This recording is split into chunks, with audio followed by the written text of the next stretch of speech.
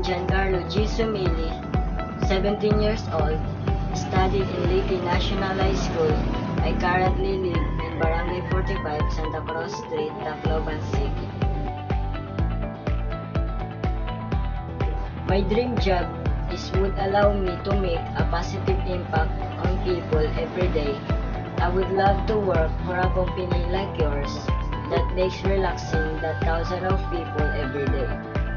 I would love to be part of a team that finds motivated ways to make customer more efficient and more effective for them.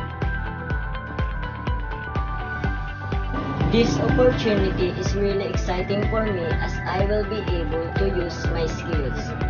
I see that role as a way of developing my career in a forward-thinking, well-established company as I feel I will succeed in the role because I have experience in soft skills that demonstrate and I've taken this course.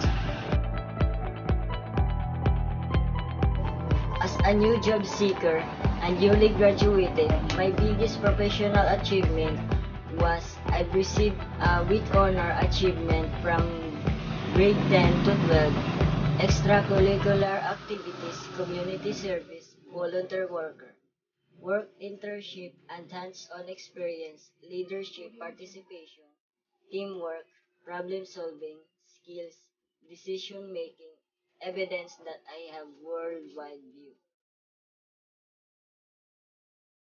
If I'm given a job, I will allow myself time to reconcile my expectation of the job with the reality.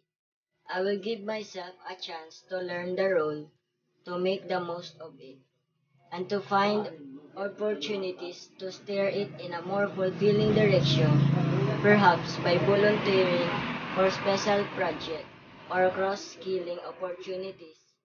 My roles may be disappointing now, but it could still work out well in the long run.